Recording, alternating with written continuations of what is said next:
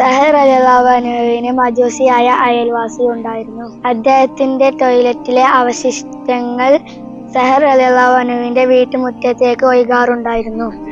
രാത്രി എല്ലാവരും ഉറങ്ങുന്ന സമയത്ത് സഹൽ റളിയല്ലാഹു അൻഹു മാലിന്യം നീക്കം ചെയ്യും. എന്നാൽ ഒരിക്കൽ പോലും അയൽവാസിയെ ആക്ഷേപിച്ചില്ല. ഒരു ദിവസം അയൽവാസിയെ വിളിച്ച് സഹൽ റളിയല്ലാഹു അൻഹു പറഞ്ഞു, വളരെ കാലമായി താങ്കളുടെ ടോയ്ലറ്റിലെ മലിനജലം എന്റെ വീട്ടുമുറ്റത്തേക്ക് ഒഴുകിക്കൊണ്ടിരിക്കുന്നു. ഇപ്പോൾ ഞാൻ മരണാസന്നനാണ്.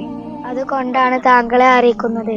എന്റെ പിൻഗാമികൾ ഇത് ഉൾക്കൊള്ളണമെന്നില്ല. ഇത് കേട്ട അയൽവാസി അത്ഭുതപ്പെട്ടു. അദ്ദേഹം പറഞ്ഞു, ഇത്രയേറെ വിഷമങ്ങൾ അനുഭവിച്ചിട്ടും അങ്ങ് എന്തുകൊണ്ടാണ് പരാതി പറയാതിരുന്നത്? സഹൽ റളിയല്ലാഹു അൻഹു പറഞ്ഞു, അയൽവാസിയെ ബഹുമാനിക്കാനാണ് ഇസ്ലാം പഠിപ്പിക്കുന്നത്. അയൽവാസിയെ പ്രയാസപ്പെടുത്തുന്നവൻ സത്യവിശ്വാസികളാവില്ല.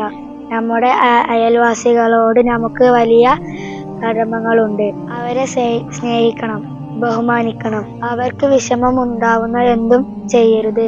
നബി സല്ലല്ലാഹു അലൈഹി വസല്ലമ പറയുന്നു, മൻ കാന യുഅ്മിനു ബില്ലാഹി വൽ യൗമിൽ ആഖിരി ഫൽയുഹ്സിൻ ഇലാ ജാരി. അല്ലാഹുവിലും അന്ത്യദിനത്തിലും വിശ്വസിക്കുന്നവൻ അയൽവാസികൾക്ക് നന്മ ചെയ്യണം.